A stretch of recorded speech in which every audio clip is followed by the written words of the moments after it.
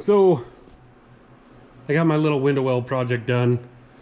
It's all screwed together. You guys kind of saw that in the last video. I got to start expanding this business a little more. I got my hot tub tables that I do. I've been talking about doing this for a while. I got to write this program today. I got a whole bunch of stuff I got to program for my CNC. But what I'm doing is, hopefully you guys can see this. It's a little dark back here. So that's the state of Montana right there. So I'm going to program these cutting boards in the shape of Montana. They'll have a hole up in the corner here. I got to still program that. Then a drip edge all the way around. I'm going to cut with probably a ball end mill, like 1/4 inch ball. I don't know, it might be a 1/4 inch flat. We'll see. But I do got to get this program, test it out in a piece of wood, see if my wife likes the size of it, if she thinks if we can sell them. So that's kind of what I'm working on right now. I got to get this programmed, and I got a whole pile of other stuff. But I'm going to use this piece of MDF. These cutting boards are only going to be probably half inch HDPE. But I'm going to use this piece of, it's like 3/4. It measures out like 340, 342, somewhere in there. To test this out. I think this is a pretty decent size. We're going to make a big size and a small size, so you can have one at your house, and then one in your camper or in your camping stuff. But I'm going to use this one. I don't even know what size it is. I'm going to measure it up here and get some programming done, and I'll show you what I got. Once I get it kind of cut out, I'll kind of show you. I wish I had a little bit bigger piece. I wish it was just a little bigger. But this is what we're going to do for now. I'm going to try to get this thing programmed, kind of do a test cut, see what it looks like. I don't have any 1/8 inch end mills right now. I only got 1/4. So we'll see what the shape of Montana looks like. It might not be great. I might have to order some 1/8 inch end mills and try again.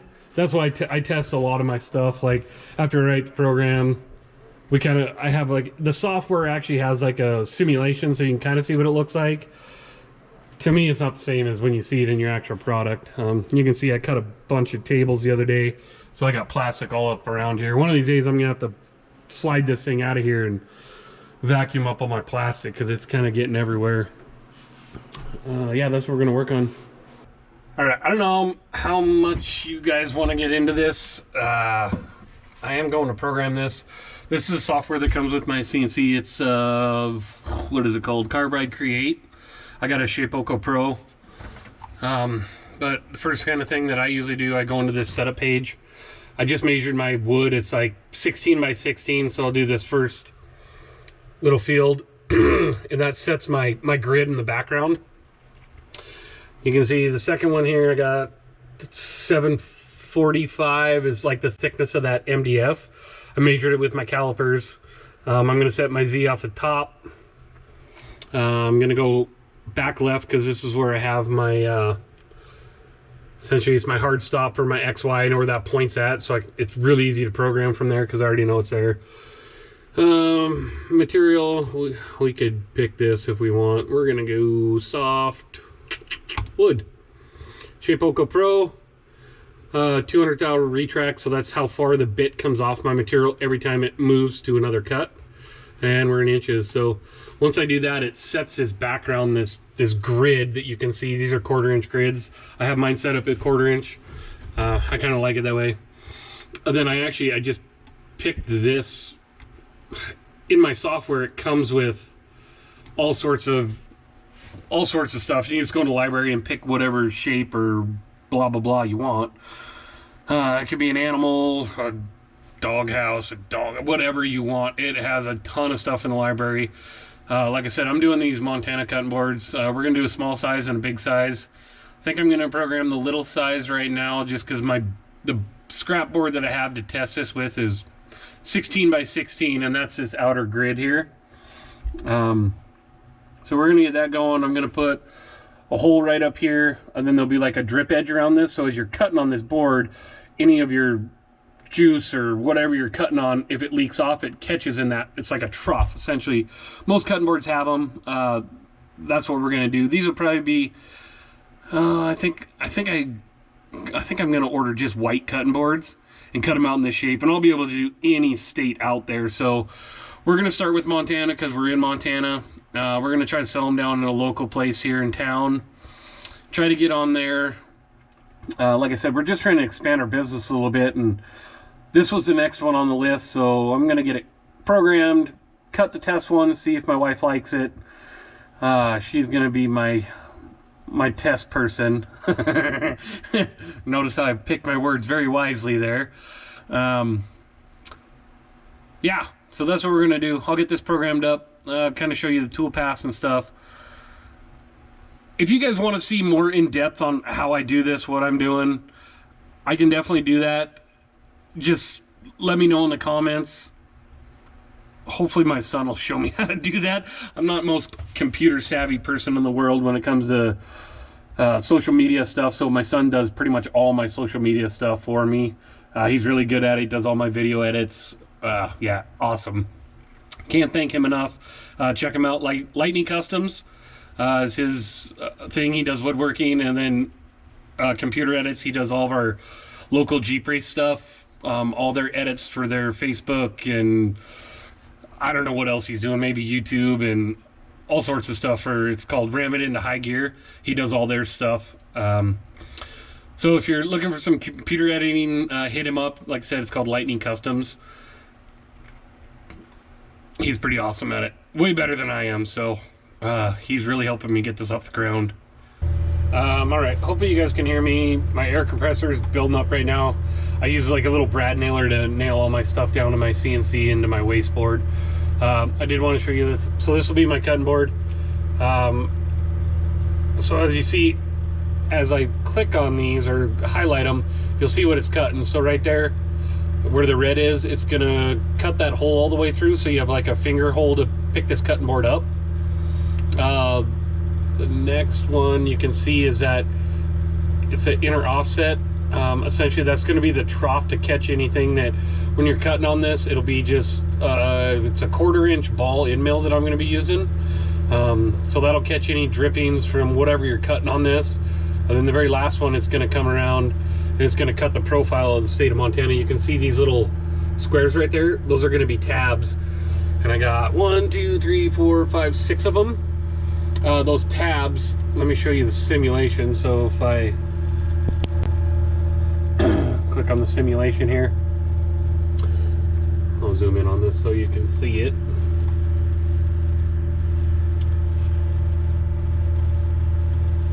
So as you can see, that's what the cutting board is going to look like. You can see this little inner groove. That's the trough that's going to catch any drippings. The white is where it's going to cut all the way through the cutting board. That'll be the outside of the cutting board. You can see it leaves these little tabs. I make those 300 wide and they're 100 thou thick. Then I come back with my trim router and I trim those off. That's my trim router right there. It's just a flush cut. It's got a bearing on it, so you run essentially your profile against there, then the trim router cuts off your little tab. So that's what it's going to look like. Like I said, this is 16 by 9. This is just a trial run. I'm going to let my wife kind of mess around with it, see if it's a good size for camping. Then I'm going to make a bigger size for like house. We'll see. The size seems all right to me, but once I get it cut out, then I might make a judgment call and say, no, it's not going to work. But that's what simulation looks like. I'll get this thing nailed down once my air compressor is done running. Then I'll kind of show you guys my Shapeoko Pro running and my final product and how I use a trim router. All right, guys.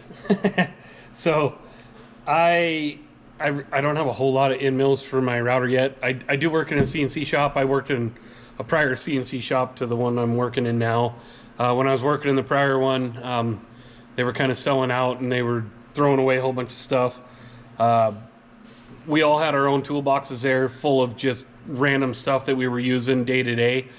The owner of the company was pretty much like, if it's in your toolbox, just take it home. I'm selling, you can have it. So I don't really have any ball end mills for this right now. I have this one, but you can see that thing is super long. My router, let's see if I can set you up here. My router really only accepts about that length. So I'm gonna have to cut this off. Cutting off carbide's not, because these are all carbide end mills. You really should use a diamond. I'm gonna try to use my cutoff wheel and cut through this. I think it'll do it. We'll see. The problem with it is it starts putting heat into your carbide. Then your carbide's already really brittle. Once you start getting heat in it, it just cracks and breaks. So I do gotta cut this off though, because it's, I mean, we're talking that's like 4 inches probably. Maybe, let's see. Ha! It's right on 4 inches. So I do gotta cut this off. We're gonna see how this goes. I'm gonna order some actual ones that actually fit my router. Yeah. If the cutoff wheel won't do it, or my chop saw, I'm gonna do something sketchy. I'm gonna clamp this in my vise, and I'm just gonna hit it with a hammer, and it will break. Hopefully it doesn't break the actual cutting part of it.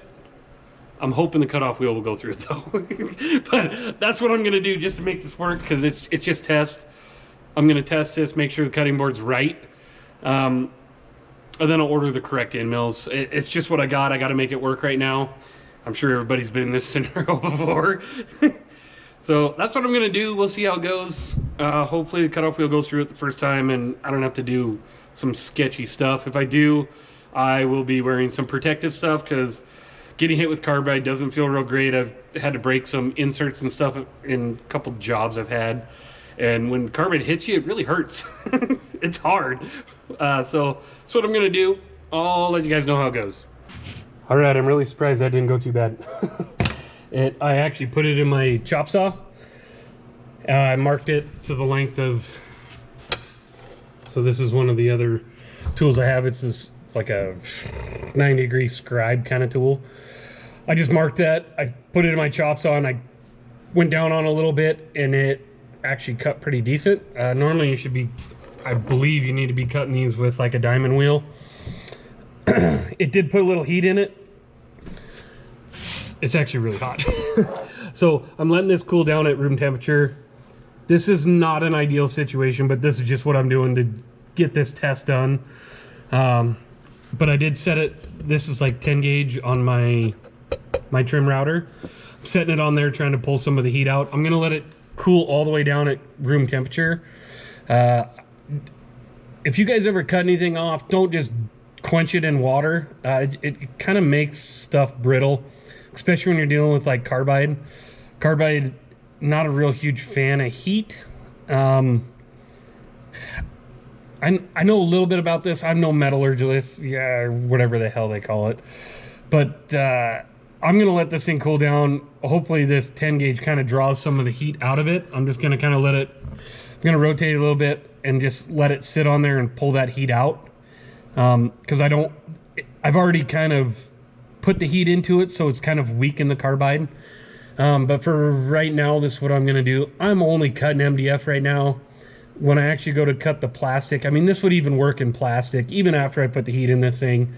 I do have a full surround around my router, so when I run it, I'll close the doors and it should be all right.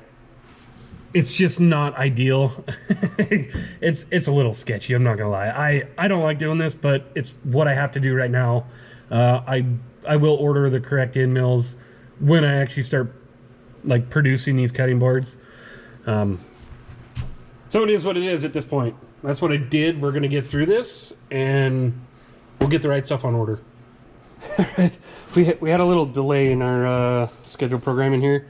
This shim is what I used to set my Z with on my router. Last time I ran and set my Z, I had let this out and I sucked it up in my vacuum. So I had to pull the top off my vacuum, dig through it and find this thing. I did find it, so we're gonna get our Z set here. We'll be cutting here shortly. All right, this thing's like flying, dude. I ran that 1/4 inch ball that I cut off. You can see we got the state of Montana. That's my little groove that'll be cutting all my fluid and stuff. Got our hole in it. And it went really quick. I couldn't even get the camera going. Now we're on the other one.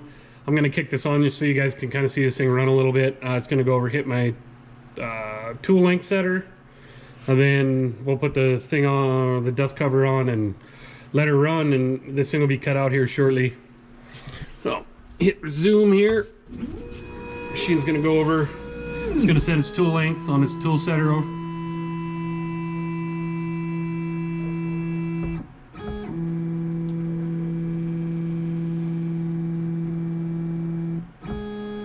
So now it's set its tool length. That's the next tool. So I ran this to do the hole. I ran the ball mill. Now I'm back to my 1/4 inch. Put our dust cover on for a vacuum. It's gonna get noisy here, so you guys won't be able to hear me, but I'll let you kind of watch this thing run a little bit and go from there. So you won't be able to hear me as soon as this kicks on.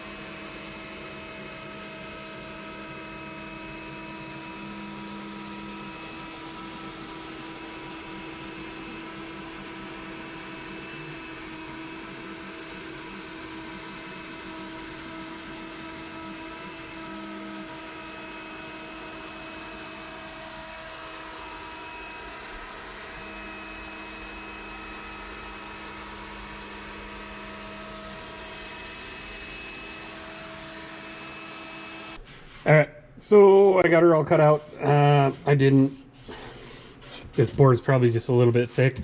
Didn't quite cut perfectly all the way through. I trim router this anyways, but you can see like there's a tab. Try to clean this up a little bit so you can kind of see. It's probably just some material thickness thing, but you can see this where it routered and then there's a tab. I just take my tin snips and I come back through and cut these little tabs. I think I got like 6 or 7 of them on here.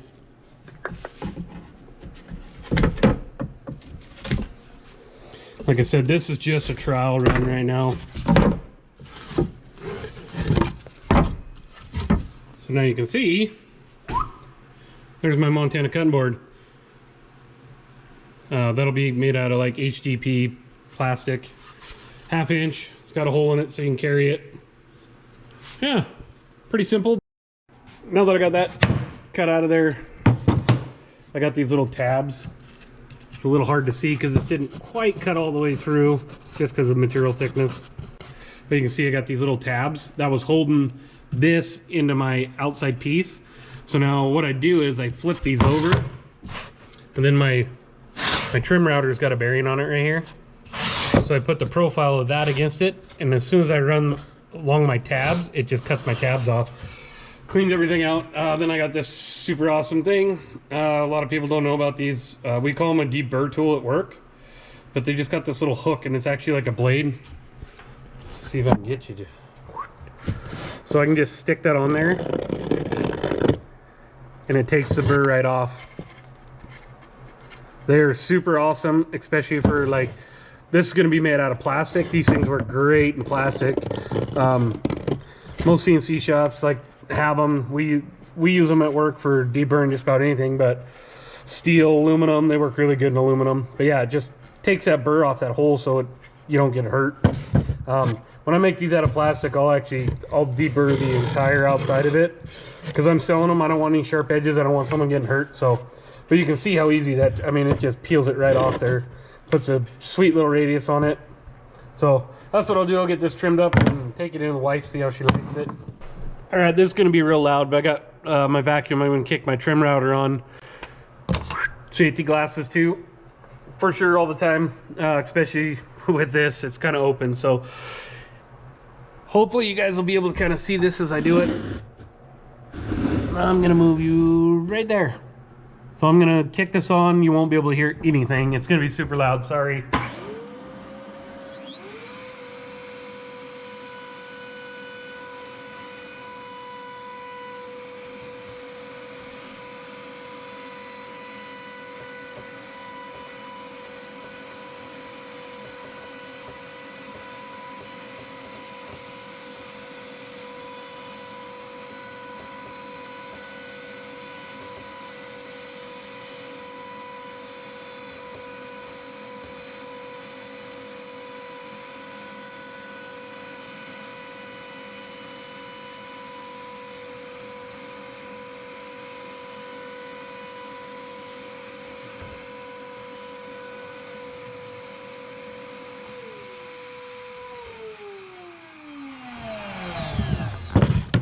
All right, so that's simple.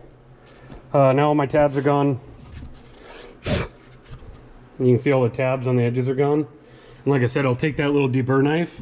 When I do make this out of plastic, I'll go deburr all these edges because I don't want any sharp edges for something I'm selling to somebody. I don't want them to catch and get nicked. It's just a safety thing for me. But yeah, it's got sweet little groove. The ball mill did a great job making this groove around here. That'll catch all your fluid. Like I said, this will be the small one. You can see it's not very big. It's 16, sorry, by 9. Excuse me.